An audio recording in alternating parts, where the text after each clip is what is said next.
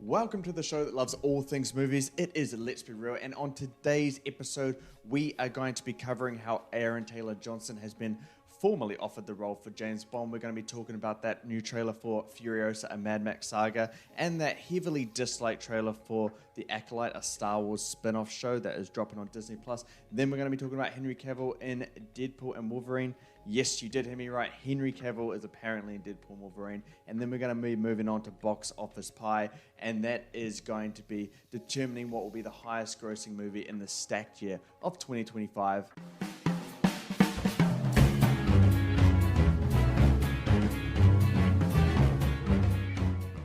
I'm James, that's Nayan, and we're coming to you from Australia and New Zealand. All right, so before we jump straight into things here, we just want to hear from you guys. So head on over to Twitter, Instagram, TikTok, any of the social media platforms. Give us ideas, suggestions, topics. We can cover it right here on the show. Appreciate everyone joining us today. So without further ado, let's get into it. All right, so my pick for James Bond, ever since Daniel Craig has hung it all up and died as James Bond, apparently. Aaron Taylor Johnson has been offered the role. I have been a huge advocate for Aaron Taylor Johnson to be in this role. Nayan, you are the James Bond guy here. You are the bigger fan for that character and for that franchise. I think you've seen all of them, or at least most of them, at least. All of them? There we go. So Aaron Taylor Johnson to be the next James Bond. If he were to accept this role, are you for or against? I am so not against. I am fully for. This is for Craven the Hunter as James Bond. Craven the Hunter's fucking trash. All right, this is a completely different role. This is Name's seen it. Yeah, I have. Don't go see it because you'll just waste your time like Madam Web. Even the actors don't go see it. But no, I am fully on board with this. I think he's a fantastic actor. We all know that he has that capabilities as an actor. I mean, just go look at Nocturnal Animals. He is perfect in a serious role. Go look at something like Bullet Train. He's perfect in a goofy role. Oh, yeah. Like, he can do it all.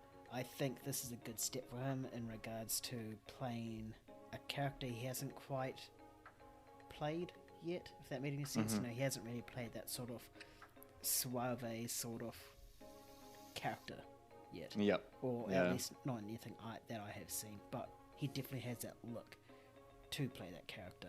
He definitely has that build. He's young enough as well, so you can definitely squeeze milk at least 3, 4, maybe 5 films out of him due to his age. So yeah, I think he's a fantastic actor. The fact that he's so young means that he can do some of his own stunts if he wishes to. But yeah, this is a good pick. I think he'll be able to capture both, the suave side of James Bond along with the 00 agent side as well. In regards to where I want this film to go, I think if they're going to cast Aaron Taylor Johnson, it'll have to be him coming up those ranks. For either first becoming James Bond or just before he gets that 00 title. I think just with the age with him, it'll fit well, at least for the first movie at least, and then the second movie it can be like, how the Batman was his year 2 as Batman, then James Bond 2 would be his like year 1 as 007. But the first one will be him getting that 007 title. So it shouldn't go the DCEU way of having old James Bond straight from the beginning, right? Yeah. So I think ideally what I'd like personally is him getting that 00 title, him earning it, and then films after that, at least the film straight after it is him at least 1 year deep into that 00 title where he's still a little bit naive and still a bit of a rookie, and then obviously, film 2, film 3, film 4, he matures. And so, yeah, for sure. I mean, for me, man, I'm 100% on board for this. This has been my go-to, I guess, fan cast or pick, whatever you want to call it, to play James Bond. And it's because I believe Aaron Taylor Johnson can bring something a little bit different to James Bond. We have such a picture and an idea of what James Bond is, what he's meant to be. And I think Aaron Taylor Johnson can, portray or like do it in a new way, take it in a little bit new direction, but not so dramatically where people are like, oh, what the fuck is this? This is not James Bond that I know.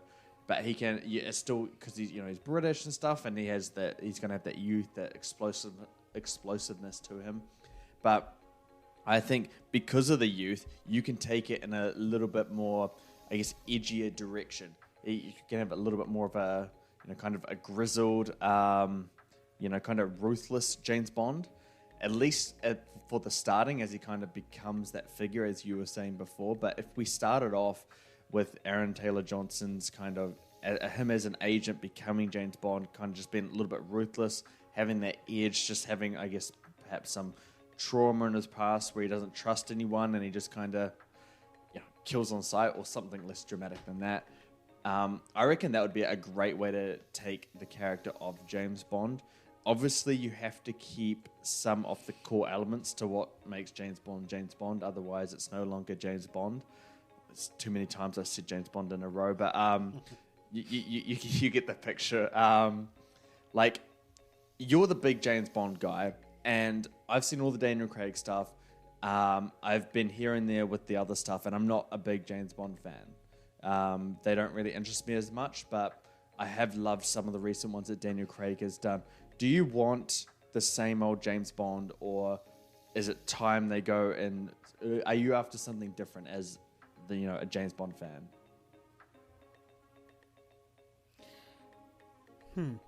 Probably something different, I mean, the early eras of James Bond, they're all very similar, the womanizer type character. With what they did was that, and they shot nothing like technical about gun handling or anything like that. And I understand that that's not really James Bond's MO. But we did see a little bit of that with Daniel Craig. We saw him both be, that playboy sort of side and also that high technical sort of agent as well. So I'd like a little bit, something similar to Daniel Craig's, but just a bit different to that, maybe a bit more, technical, not to the extremes of John Wick in terms of fighting or gun style, but something a little bit more to show that, he can actually have a fight without just being a brawler. Like, he has that technical sort of fighting element. Combat to him. Yeah, for sure. And what about, I don't know, has any of the James Bond movies been rated R? Or are they all just blurring that line? I don't know. I think they're all blurred. I can't remember if the older ones were or not. If so, they'll be pretty close. Would you like from my memory an Aaron Taylor-Johnson James Bond movie? Yes. Okay, yes. Well, there we go. I didn't even finish the question, and he wants it. But yeah, no, I honestly think Aaron Taylor-Johnson. I think he's the right pick. Is there anyone that you can think of off the top of your head that you would rather than Taylor-Johnson? Not rather, more just in the same lines of him.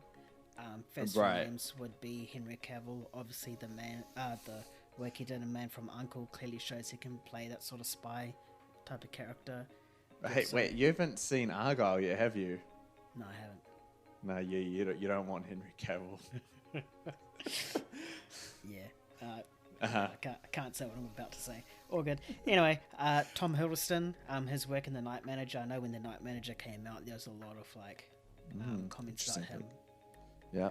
A lot of comments about him wanting to be James Bond just because his portrayal in The Night Manager was so James Bond-esque. So I think it would be a good fit. Probably a bit of an older James Bond. Then you also have another popular favourite, which is Taron Egerton. He's young, similar to Aaron Taylor-Johnson, a bit younger. So there's a lot more that you can do with him in terms of story-wise and how many amount of films you can have as well. Or, you know what? Did anyone even know Daniel Craig before James Bond? I highly doubt that. So pick someone else random, not a big name, and build up a new star. What did Daniel Craig do before James Bond? I actually don't know. Exactly. Exactly. I mean, okay. Henry Cavill, I don't think he is a good enough actor to do the role. I'm sorry. There's no performance that he's done where I'm like, wow, that's great acting. He's always just been serviceable. Taron Egerton, I love that pick and I love him as an actor, but it's just far too similar to the King's, not the King's speech, the King's man, the King's men. It's not Colin Farrell, bro. Yeah, so it's just too similar of a performance there, I feel, where you would just kind of get like a little bit of deja vu, I guess. And Tom Hiddleston, I think he would be great, but I think that opportunity has passed for him. Although I do love those two picks besides Henry Cavill. I think he's just far too obvious of a selection as well. I think when it comes to anything British, the first two people is Cavill or Egerton. Actually, no, Fassbender. I think Michael Fassbender will be an excellent James Bond. We did just see him in The Killer. But I mean, I think he might be at the age too where it might be a little bit too late. A little bit too late for that. You know, why don't we just throw a curveball in here and just say Daniel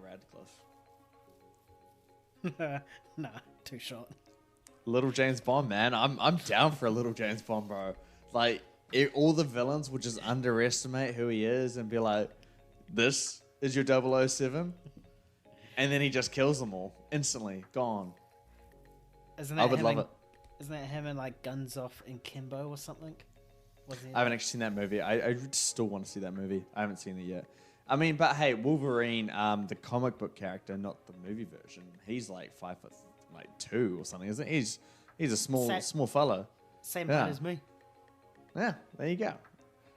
5'3". If I am a short boy. Yeah, we both are. We're short kings, not boys. Come on, Nayan. All right. So, for you guys watching, what do you think about Aaron Taylor-Johnson as James Bond? Is he the right fit for this new era of James Bond? People are going all different directions with this new casting. It's turning to a casting kind of announcement that's similar to Fantastic Four in terms of anticipation. I don't know when it's going to happen, but if you guys do agree with Aaron Taylor-Johnson as James Bond, be sure to comment below. If you disagree, go down to the comments and say who you would rather have as James Bond, and we can have a chat about it there. Otherwise, we are going to move on now to that new trailer for Furiosa. This is Nayan's most anticipated movie for 2024. It's the man that doesn't want to give Dune that #1 spot at all costs. Hates the franchise, apparently. All right, so Furiosa is obviously about that. It's the origin story of Furiosa. We saw her in Mad Max Fury Road, and it's just about her coming to the way she was, which is a very interesting character. If you've seen Mad Max Fury Road, she has a little robot arm and all that kind of stuff. So, Nayan, what do you think of this new trailer? We both love that first one. What do you think of this next one here? Does it elevate your anticipation? Lowers it? Where are you at? Well, it elevates it by tenfold. I am thankful and I'm happy that I put it as my #1 because holy shit, this was even better than that first trailer, you know? If 2022 was like the year of air and water and 2023 was the year of plastic and explosions, then 2024 is the year of the desert. We have Dune and now we have this, which is all set in the desert, full of sand, you know? Yeah. So good. That's why you have me on board, G. But yeah, it looks fucking fantastic. It seems to be capturing everything that Mad Max Fury Road did right and just bringing it into this. It's not enhancing it in any way. It's just doing what it did right and bringing it into this movie, which is what a lot of sequels and even prequels don't seem to understand. They either try to go bigger or better, where they don't understand that the same is good sometimes, you know. Sometimes. Chris Hemsworth is awesome in this. He's something that we've never seen before, you know. He's this goofy, sort of bogan Australian accent sort of guy that is going to be absolutely menacing, you know. Anya Taylor-Joy. I was about to say Aaron Taylor-Johnson. New topic, man. New topic. Anya Taylor-Joy looks fantastic as Furiosa, you know.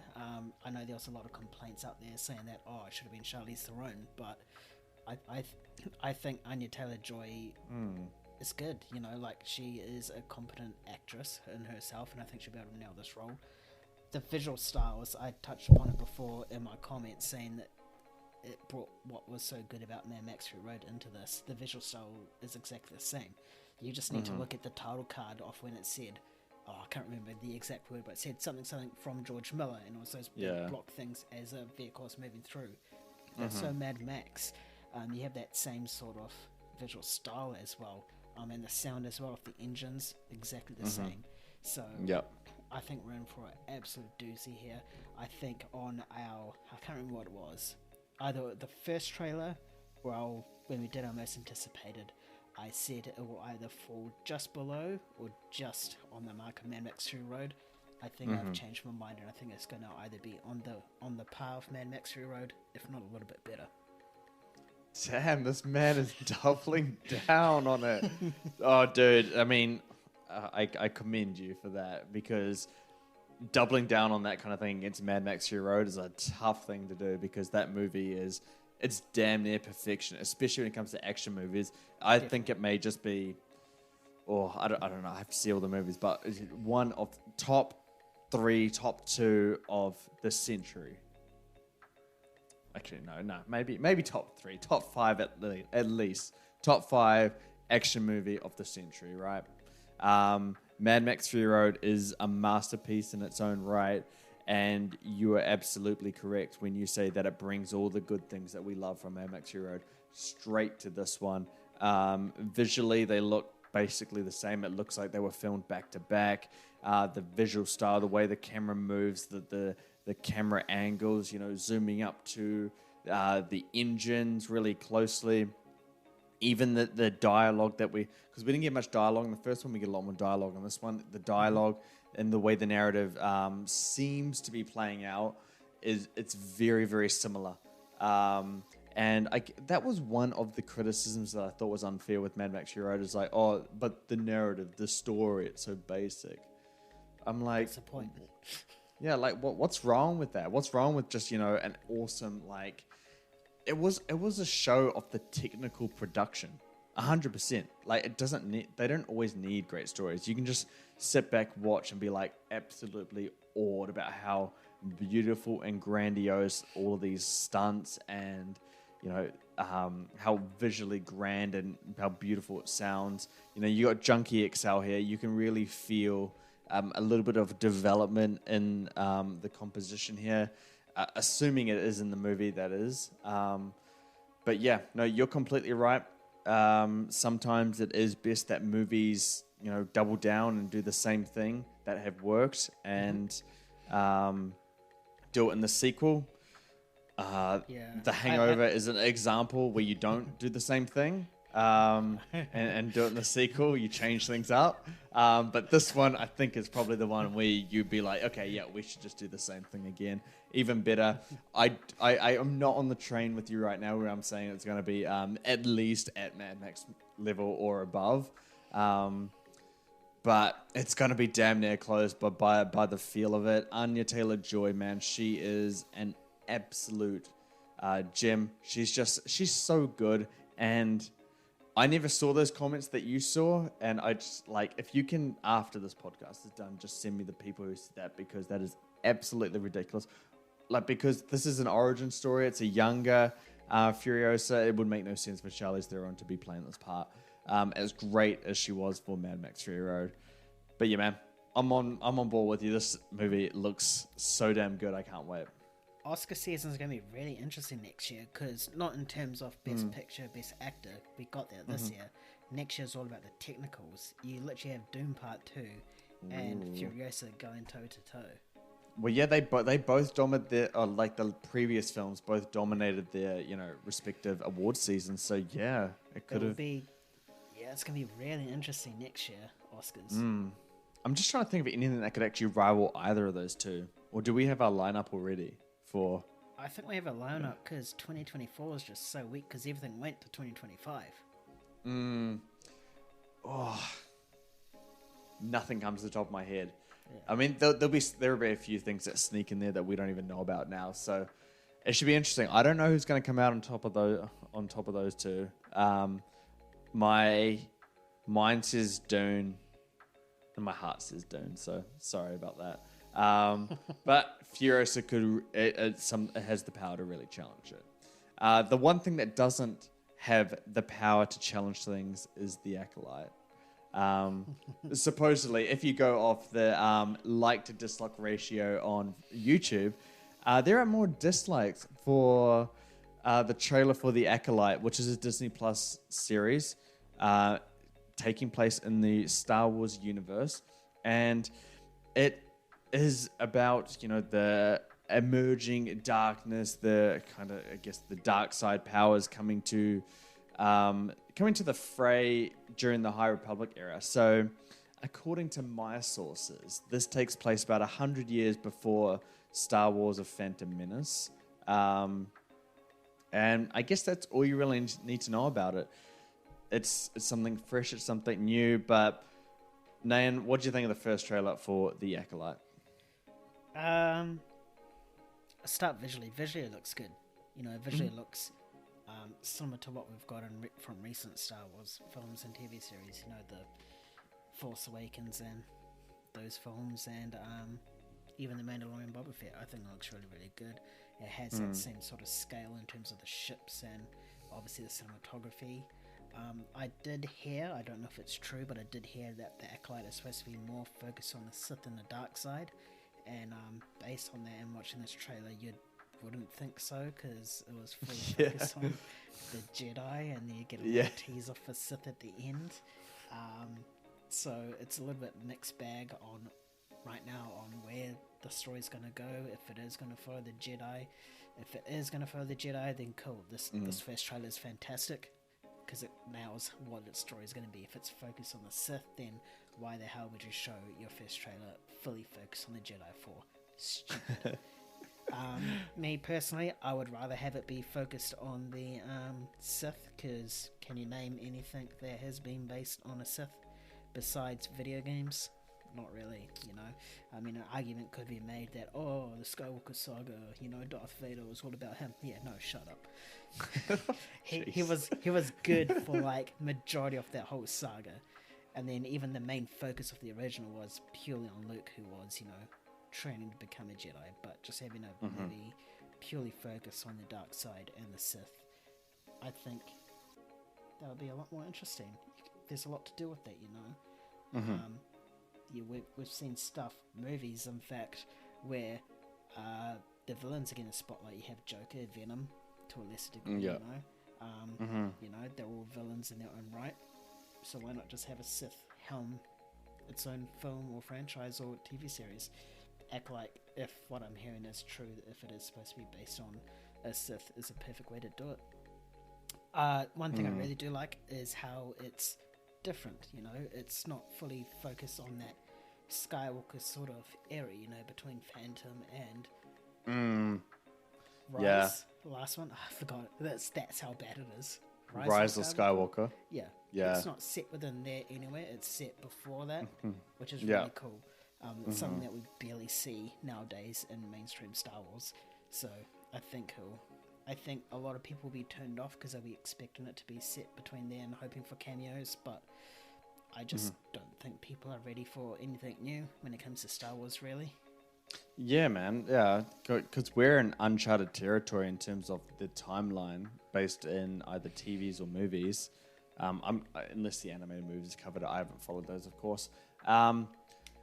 But yeah, for the life of me, because I watched this trailer after that I saw the fact that there were more dislikes than likes in the trailer. And so I watched it afterwards, and I was scratching my head afterwards. I was like, what was in there that was so bad? And I just couldn't figure it out, because it kind of had everything that we kind of want and need in Star Wars. I'm not saying that I'm highly anticipated this. I'm counting the days, ticking off the calendar or whatever. But this is something that we want and something that we need from Star Wars. We need something fresh, something out of the, Star Wars 1 to Star Wars 9. We need something out of that era, something completely fresh and new. And we also want more stuff that's, kind of intrinsic to Jedi, Sith, the Force. And now we're going to see all of that come to light with the Acolyte. didn't mean to make that rhyme. But we are going to have, the kind of dark side emerging and, the Jedi kind of overcoming that. And I don't really know what's wrong about that at all. So the likes just surprised me. Perhaps it's the characters in this, and perhaps it comes from a deeper lore that I don't know or understand. That's probably some, a super fan of Star Wars, if that is the case. But yeah, honestly, the visuals, it looks fine. The only thing that I can think of is that I've sat down here right now with you and I've told you that this is something that we've wanted and something that we've needed. But I don't find myself, excited. I think perhaps that's the reason. Yeah, I think it's because of the way Star Wars franchise has been since it's been acquired by Disney. I know recently, I think last week or early this week, Disney announced that, it's cracked, I think, 10, 12 billion, 14, something along those lines. Mm-hmm. Within the past 12 years since acquiring it. Yeah, cool. But the quality of the content that they've been pushing out hasn't exactly been that great. Force Awakens was good. I think we can all agree on that. It was good. I love Force Awakens, honestly. Yeah. It was good. It felt like a Star Wars film, and it was awesome. And then Rise of the Jedi? No, The Last Jedi. The Last Jedi. See, this is... Yeah.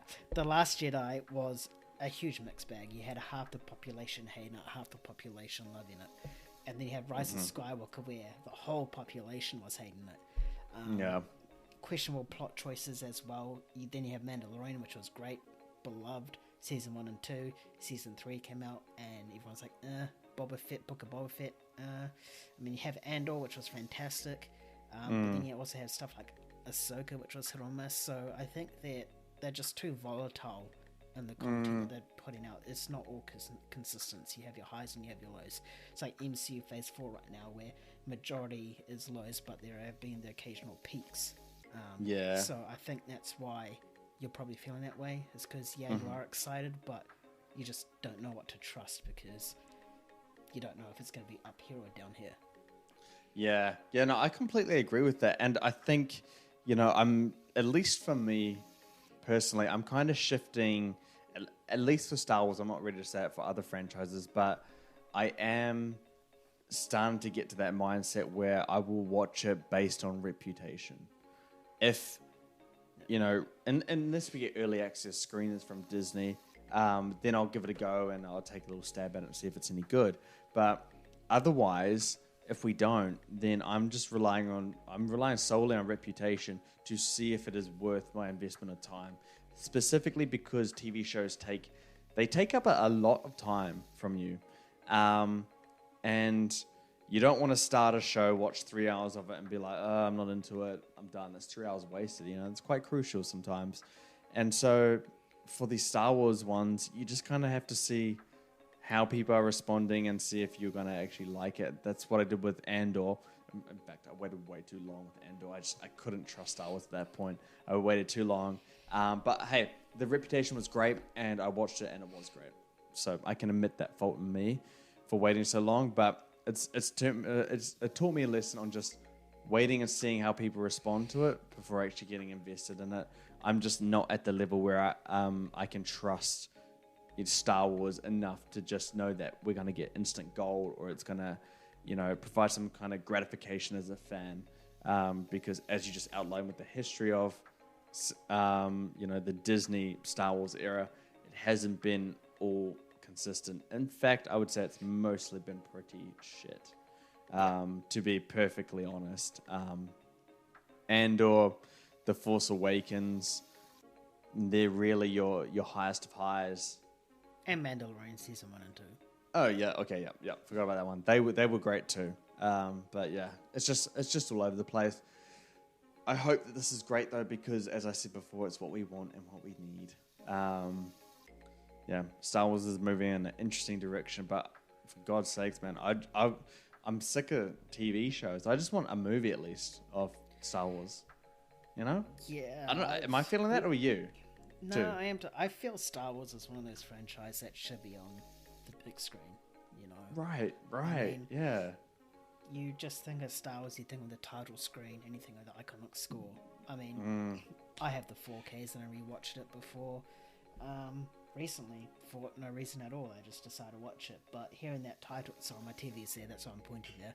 But seeing the title scroll up on my TV with the sound on is just not the same compared to a movie theater. You know, Yeah. Even with, I don't have surround sound, but even with surround sound, it still wouldn't capture that same, you know, thrill. I mean, I remember sitting in Force Awakens for the first time, and you know, I think 2005 was when Revenge of the Sith came out, so pretty much 10 years. And then you hear the score and you see the title, and it hit you right here. You know, you just felt all the nostalgia. You just felt like, oh shit, this is a big moment, and it was. So yeah, I think scale definitely has a part in this, and I think Star Wars is probably one of the few franchises that should be solely film based. But yeah, who knows when we're going to get the next one? I know that they're planning a few things, but there's not really been anything concrete. Yeah, no, you're definitely right. It's something that's built for the big screen. That franchise just belongs there. It really should be on the big screen at the movie theater, because it feels like it's turning into a TV franchise. There's always these Disney Plus shows and never any movies. And holy shit, man! Like, in you know, come December, it's 5 years since Rise of the Skywalker. 5 years. God, they went by so fast. They went by so fast. It's nearly 5 years since Endgame. Oh my God, they went by... Bro, COVID fuck shit up, eh? Your perception of time's like all over the place now. Yeah. But I a question to everyone watching right now. Did you guys like the trailer for The Acolyte? Are you excited for it? Is the dislike to like ratio on YouTube a little bit unfair? Apparently was the most viewed trailer of the Disney Plus series era, whatever you want to call it. So yeah, jump into the comments. Let us know what you thought of the Acolyte trailer. Let us know if you liked it or disliked it.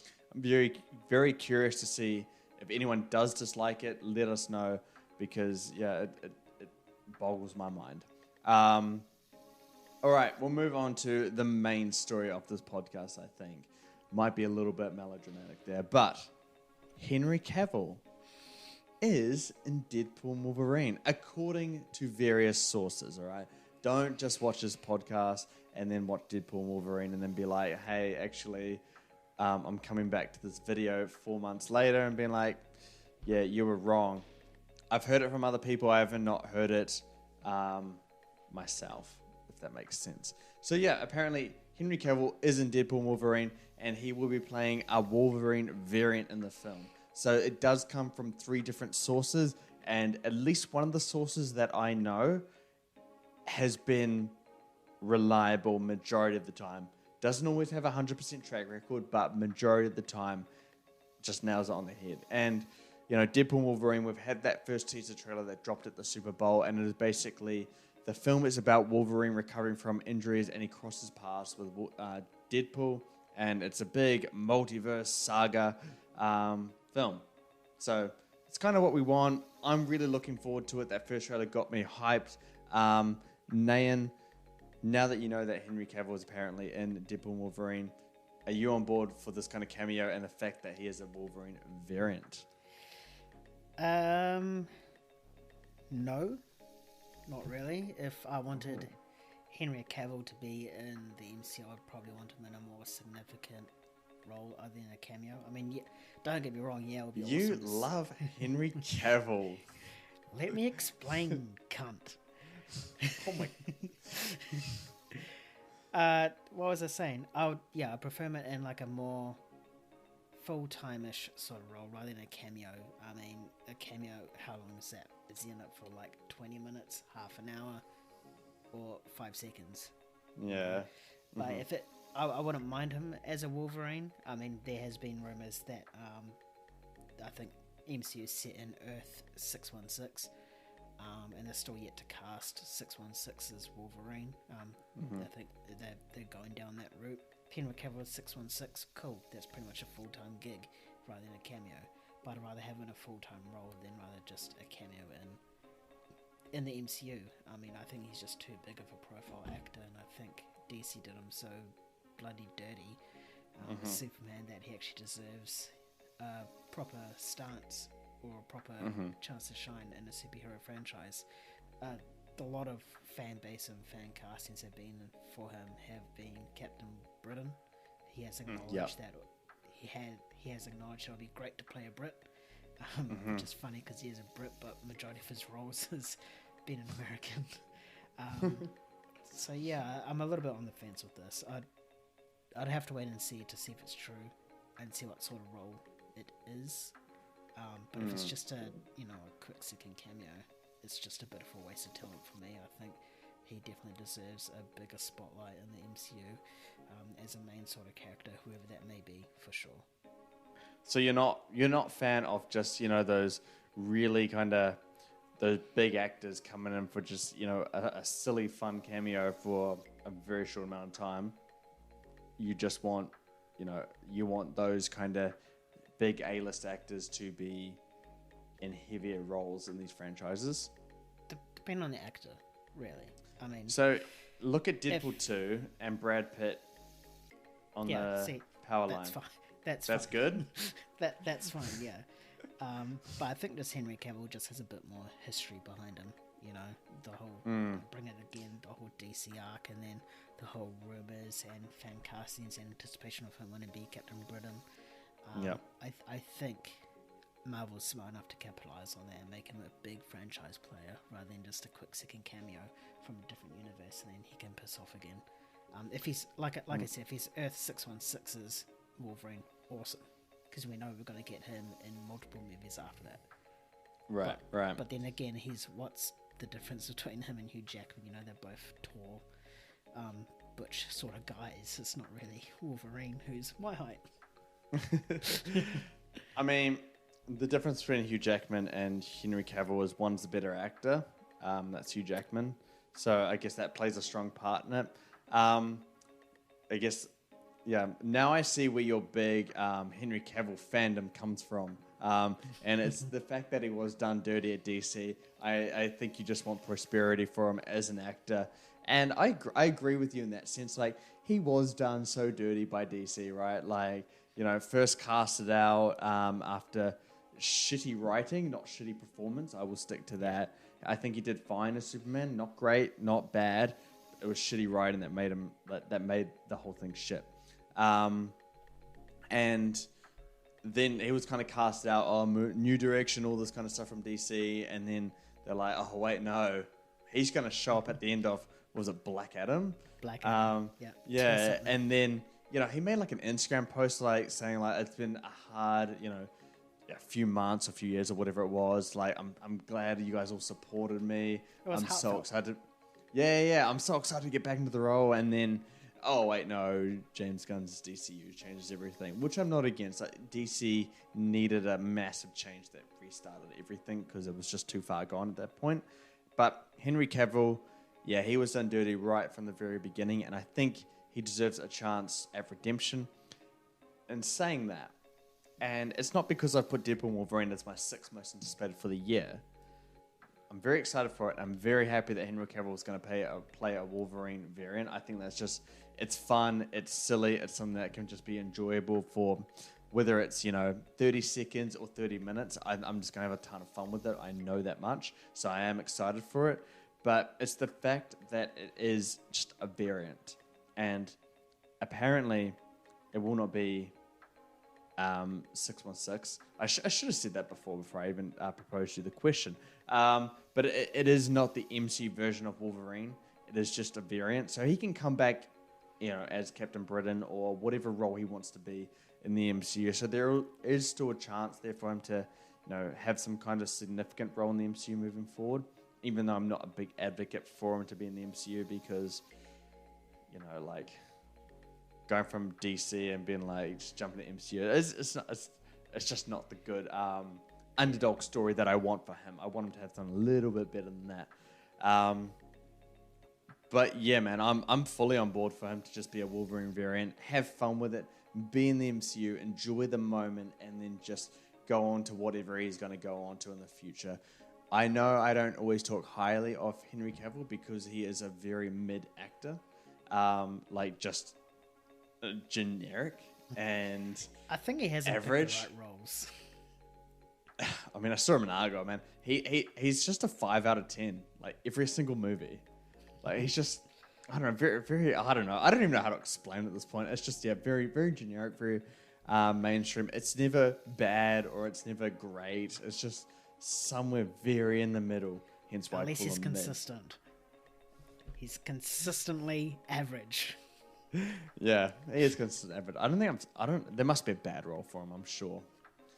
But yeah, I mean, Deadpool and Wolverine, where are you at with that? Are you getting onto the anticipated side of it, or are you still like MCU, I can't trust it that much anymore?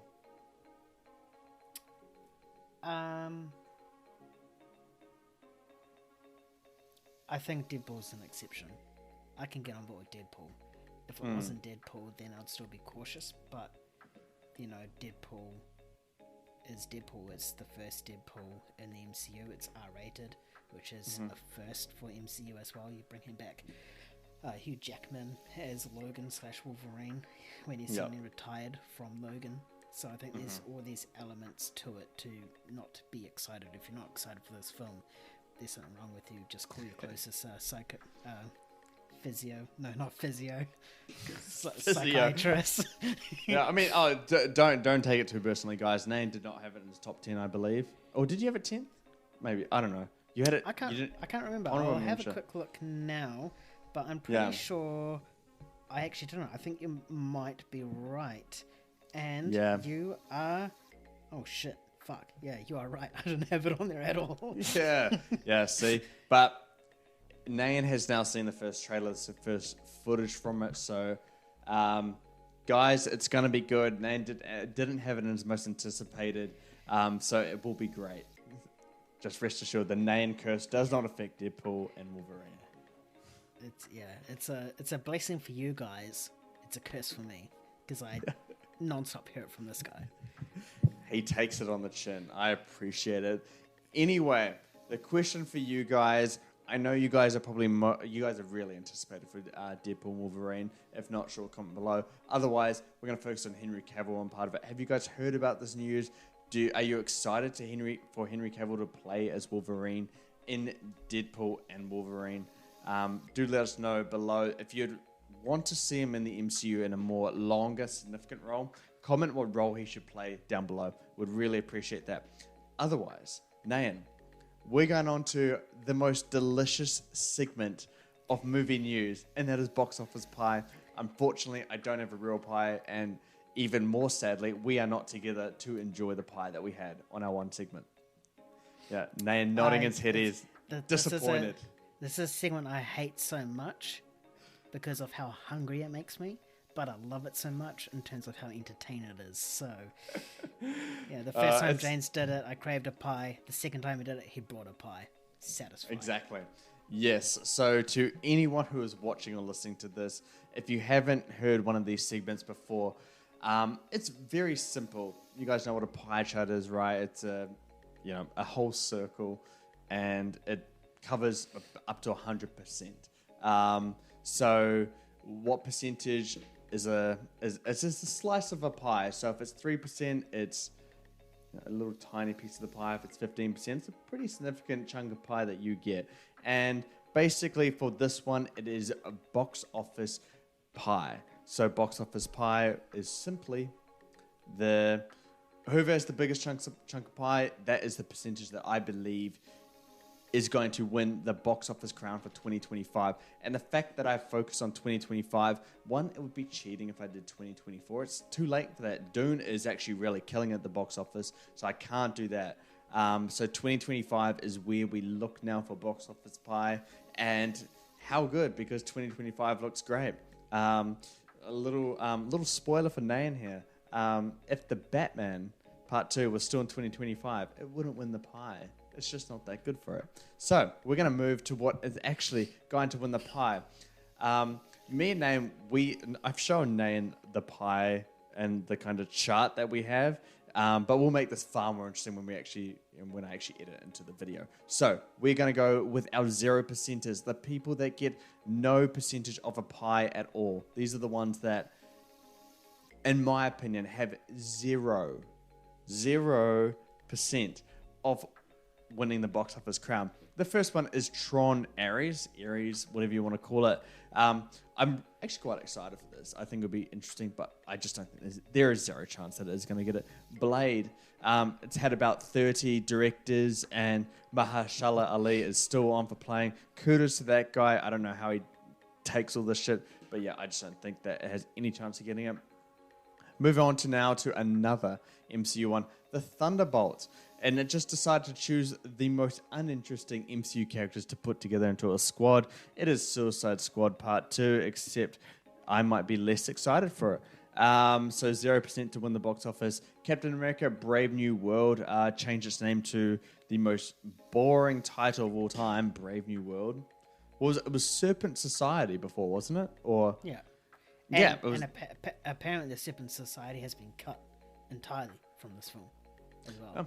Well, there you go. There's more weight to this statement now that it has 0% chance to win the box office crown. I actually don't think it's going to do very good at all. I think the audience will be a little bit shocked or taken aback by Anthony Mackie leading this, and that's nothing against that. I thought what they did in Falcon and Winter Soldier were very good, but I don't think the general overall movie-going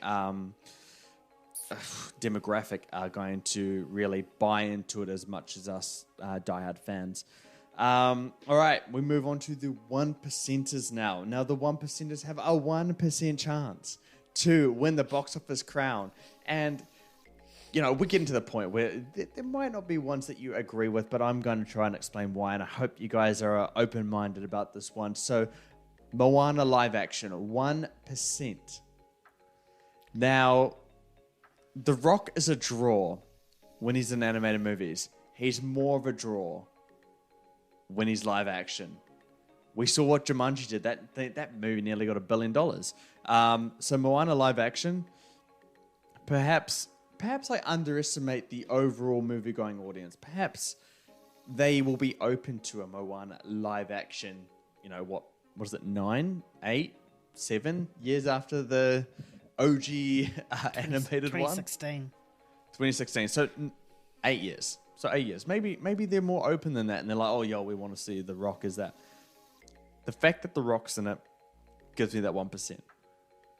And anything that The Rock is in, except for an A24 movie that he is going to be in, I will give 1% to. Any blockbuster that he's in. And it's only because of The Rock. I think perhaps it might have a chance. A sliver. The next one I got is Michael. And this is based on Michael Jackson. And the nephew to real life Michael Jackson plays Michael Jackson. I think that is a really interesting part of the film that I think will get a ton of coverage. The fact that it's actually his nephew playing him in the movie, I think that will make people want to see it a whole lot more. The fact is, the reason why I have it as 1%, sure, we saw Freddie Mercury, Bohemian Rhapsody get, 900 and something million. We also saw Elvis get in the, I think, 200 or 300s. And, I mean, sorry to Queen, but Elvis Presley has a much larger history than the Queen. And we still saw him struggle at the box office. So it completely depends on the casual audience for this one, and if Michael can tailor to them as well. But I have started to hear a little bit of some questionable things about this movie already. So I think Michael has a chance because Michael Jackson, you just can't go against his legacy. So yeah, he has a chance as well. How to Train Your Dragon. That is not How to Train Your Dragon 4. That is the live action How to Train Your Dragon. And the only reason why I put it in here is if they can really change it up from the live action version and they make it almost quite similar to Game of Thrones. People love dragons, clearly. We saw what Game of Thrones did and the people that brought into it. If it can capture a tone similar to that and get us invested in characters in a very different way than the animated thing, then I actually think there might be some untapped potential here. We'll have to see, though. All right, we're moving to some heavyweights now, and that is the 2%ers. So the 2%ers, I got Mission Impossible 8. No, it's not Dead Reckoning Part 2 anymore, but it is Mission Impossible 8. It is apparently the final Mission Impossible movie, and thank God, because Tom Cruise is 60 plus now, so that is no longer a viable movie franchise for him. So yeah, Mission Impossible 8, I think it deserves 2%, and that is only because it is the last one. If they decide that there's a 9th one now, then this goes down to 0%. I'll do this segment later on, just to adjust where everyone is at. But yeah, 2%, only because it's the last one. But Dead Reckoning Part 1, Dead Reckoning at all, just the box office there did not give me faith that it is going to win the crown for next year. Next one we got is Snow White, and this would be a lot higher if Rachel Zegler wasn't destroying the legacy of Snow White in front of our eyes. The reputation for this movie is absolutely horrific, but hey, it is an online voice that is saying how bad Snow White is and how much they don't want to see it. That is not representative of the general movie-going audience. Snow White is an absolute legend to young girls, old girls, all generations at this point in time. Snow White is one of the most iconic pop culture icons of all time, and Snow White deserves a little bit of consideration. If it's great, it has potential to be, a really big player at the box office. So we'll have to see with that one. All right, at 3%, I got Fantastic Four. I know Nayan's not going to like this one. I know he probably won't agree with it, but Fantastic Four. The casual movie-going audience doesn't know Fantastic Four. I'm sorry to say. We've bought into this idea that Fantastic Four is some massive pop culture icon. I'm sorry, but instead of those shit movies from 2000 and what, no one's really heard of them. They're not big. It's only because we've been this whole casting room this whole time. So I'm sorry, the casual audience won't buy into it. I give it 3%. I think if I had to put my mark on it now, I would say 500 million is where it's going to be around. It's not going to be nearly at 900 million. People seem to think that they're a massive franchise, and I'm sorry, they're just not, but they have the potential to be. That's what I'll say. The cast didn't give me any hope. This movie can go big. I just don't think it will. The next one I got, maybe a little bit more questionable to some of you guys, but Fast X Part 2. I mean, Fast X Part 2? Fast 10 Part 2? Is it Fast 12? I don't know. I mean, I don't know how you like Fast X Part 2. Fast X I. Yeah, 4% for Fast X Part 2. I mean, it's hard to justify it. I'm trying to articulate into words for you guys now. It's hard to justify why it's going to be Part 2. But Furious 7, that is the top 50. It's in the top 15 highest grossing films of all time. If they can capitalize on the nostalgia, if they can capitalize on the fan base that has spanned around 20 to 25 years now, and if they actually focus on it being the final, the finale, it ends everything. If it can capture on that emotional weight, man, I actually think that it can do something big. I think $1 billion is absolutely in store for it. Fast X didn't do well, but everything else has done great since then, though. Like the Furious 7, I'm trying to think of all the bloody names that it has. Fate the Furious, Fast F9. 9, Furious. Oh, God, stupid as. Sorry, F9, the Fast Saga. F9. Look, there's a very high chance that the casual audience is done with this franchise and it's overstayed their welcome. In fact, I'm leaning to it, hence why it only has 4%. But don't underestimate if they lock into, those feels for the final one. We saw what it did with Furious 7. Granted, different circumstances, of course, but I think it has a chance just because of the just how well known that franchise is. Not number 5, but the one that has 5%, Superman Legacy. And now initially I had this one a little bit lower because it started the DCU. We saw it, Man of Steel only got 600 and something million. And I still believe that Superman Legacy is going to be around that 500 to 700 mark. Big range, I'd say 600 plus is hopefully going to be where it's at. I think it's going to be around that area. So 5% chance that it wins the box office crown because of what James Gunn is and what he can do. He is really good at making the casual audience buy into movies really well. We saw it with Guardians 1. We saw it with Guardians 3. You know, not great opening weekends, but the tail end of those led on for ages. And it led on to really impressive box office results, especially for the first one. So if Superman Legacy can do something similar, by all means, it can take the box office crown. Only 5%. But hey, we're talking about one of the most popular characters of all time in any kind of literature ever. So you can't just let that go unnoticed. Unlike Fantastic Four, Superman is actually popular. Just so you know, Nan. All right. Okay, now we're getting to the final four, the big hitters, and we have got Zootopia at 11%. Zootopia 2, I should actually rephrase that too.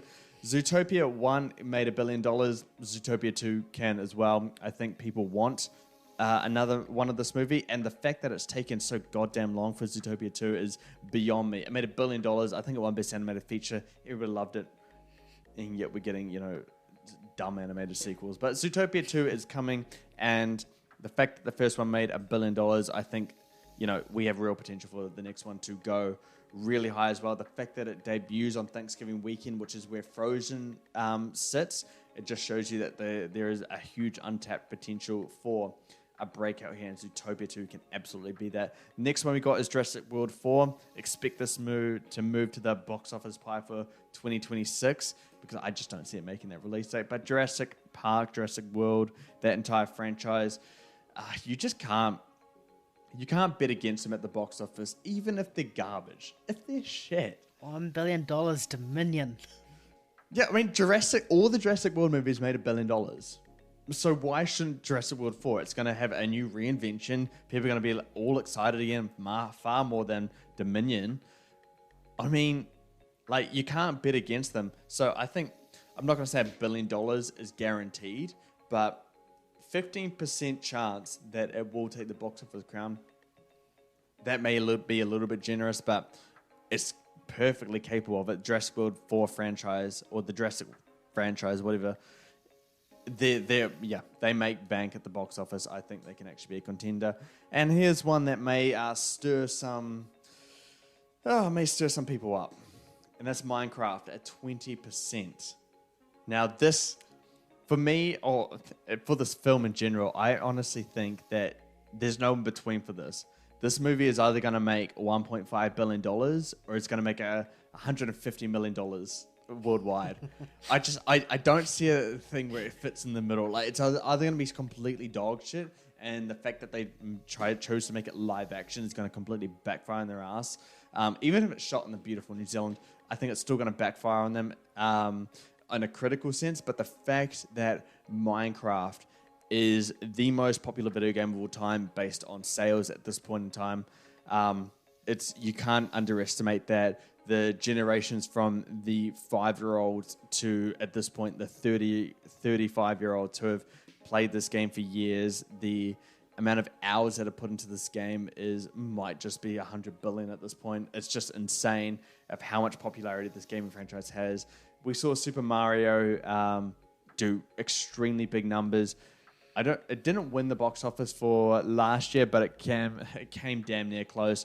Minecraft can absolutely contend for the box office crown for 2025, and that's why I give it 20%.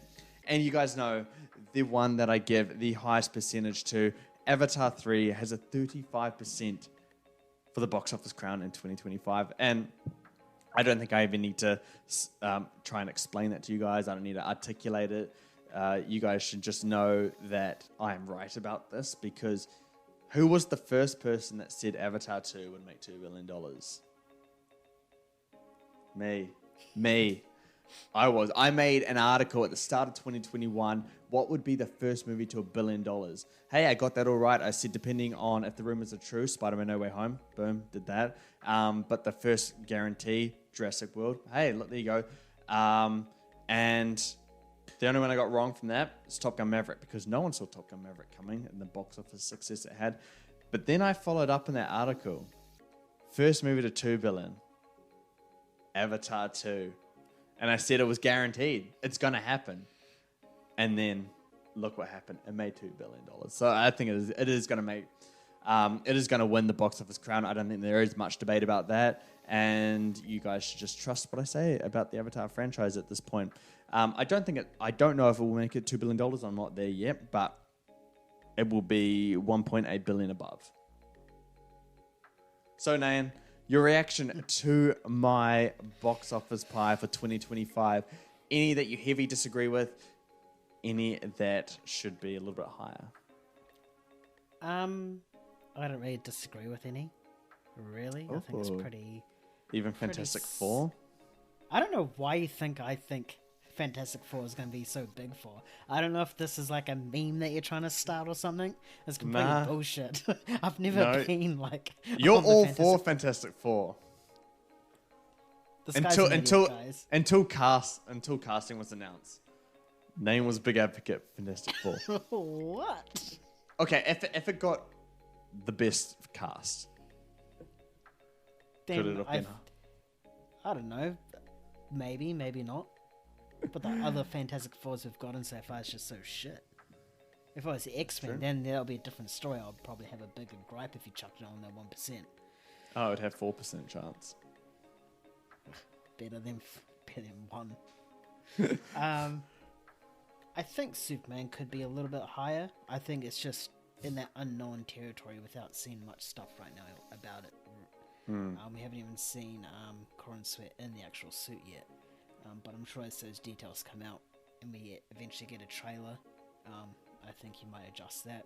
Completely agree about Avatar. It's pretty much like 2 things locked. It's going to get over 1.5 billion and best picture for... best visual effects Oscar. It's 2 guarantees. 100% the things you can what, bet on, yeah. What was the second one you had? That was Minecraft, yeah. Minecraft, course. yeah. Yes. Super Mario Bros. Can hit like almost 1.5 billion. Then 100% Minecraft's going to go all that way unless it's absolute trash. It's got Jason Momoa in it, so who knows? It could go either way. So yeah, but I think popularity alone would drive it, especially in the first 2 weekends, maybe 3 weekends, and then after that, I think it will probably drop significantly. Yeah, yeah. I think Snow White, I think it might sneak not quite to 1 billion, but quite close, just based on the iconic character that is, regardless of the PR damage Ziegler is trying to do to not only herself but this film. I think Snow White's too much of a popular character to do that. I mean, how Beauty and the Beast hit 1 billion, so why can't Snow White, which is like the first Disney princess? So by 2025, I think the movie market will be stabilized back to how it was before COVID. I mean, I know we get into that territory now already, but we had those strikes, which we can count towards blaming COVID or chunking in that COVID sort of region, but strikes preventing anything, I think, Snow White to get up there. What about Michael? Where do you see that landing? No chance? Nah, what do you mean no chance? No chance? Because you had it 2 1%. top box office. Yeah, it's a 1%er. Oh, no, fuck no. No chance of being the box office king. I mean, Michael Jackson's the king of a lot of things, but he ain't going to be king of box office, that's for sure. But, yeah, it really depends, because Michael Jackson is definitely one of the biggest pop stars of all time, if not the biggest. He's definitely an icon for both the right and wrong reasons as well. So I think people of old, young, and new will definitely go flock to the cinemas to see the story. It just really comes down to the basics of plot and acting. There's the 2 things. Yeah. If it now is plot and if it now is acting, then it could potentially hit 1 billion. Potentially, I'm not saying it will, but potentially. Yeah. You know, but yeah, who knows? I mean, he's got so many iconic songs that I'm sure a lot of people will just flock to the cinemas to hear or see or how they're renditioned in a movie format. So it definitely has a chance to do well, but it also has a chance to flop like a fish. Yeah. Well, Superman Legacy, I think it's very fit at 5%. I don't think it needs to be any higher than that. And I'm only saying that is because the Batman got really, really good marketing, and the movie was even better than the marketing, and it still only made 700 and something million, 730. Granted, COVID times, so it really depends on how the DC reputation is really holding up. I don't see James Gunn breaking that completely. I think its ceiling is around 900 million. I don't think a billion film is here, and I think I know Avatar's going to get to $1 billion, but some of these other movies have $1 billion potential.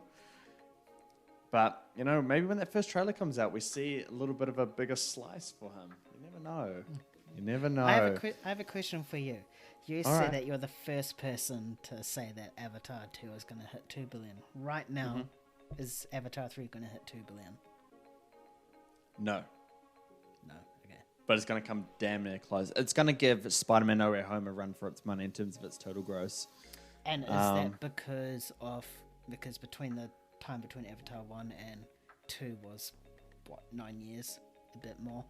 Is it because it's such a short gap, so the technology is not going to be as advanced, as good, as must go see to the cinema? Yeah, exactly. And it's not like a franchise that people are just dying or flocking to the cinemas to go see. It's not that kind of story. Its release date is very beneficial for it. But yeah, it just doesn't have that long break, that big, technological game changer in its arsenal this time.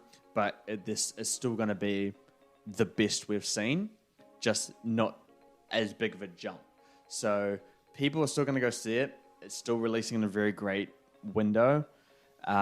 It's just going to go on a little bit of a.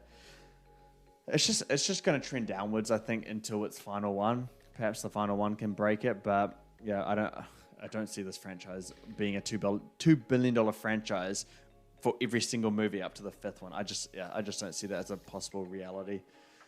But yeah, it's going to be a very great year for the box office. It's going to be a very great year for us movie fans. I know me and you are incredibly excited for 2025. If we had a button, we wish that we could just skip this year and we could go straight to next year. I know you and I both feel that. Maybe after May, when Furiosa comes out, we can hit that button. But yeah, and after Deadpool and Wolverine, don't forget, lad. oh yes, that's May as well, isn't it? No, we got That's delayed. July. Yeah, Got delayed. I forgot about to that. July. But then the last half of the year is just full. It's just a desert at this point. Shout out to Furiosa. Hey, I did say that 2024 was the year of the desert, so. Yeah, but that's in a bad way. Yeah. All right, guys, we are done here on today's episode of Let's Be Real. I hope you guys enjoyed today's discussion as we did. Thank you so much for tuning in. Your support and engagement means a lot to us, especially as we venture out into doing video for you guys. If you guys are listening to us on your favorite podcast platform, be sure if you have some time to chill at home alone, be sure to check on YouTube, give us a watch, and then leave a comment. Everyone else who's just watching as well, like, subscribe, do all that stuff. If you liked what you hear, then be sure to subscribe, give us a rating on your podcast platform, and you can also find us on Twitter, Instagram, Facebook, TikTok, any social media platform. Follow us there as well. Before we do finally head off, though, if there is anything you did disagree with or really agreed with, be sure to comment below, share your perspective. Whether it is the box office pie and how bad or great it is, do let us know. If Avatar is going to make less than $1 billion or over $3 billion, jump in there as well. Otherwise, you guys know what to do. You can try and find us on moviegames.com. And if you're too lazy for that, then just sign up to our weekly newsletter and just don't miss a beat from us. Thanks again for joining us, everyone. We'll catch you on the next one. Keep bringing the hype. Peace. See ya.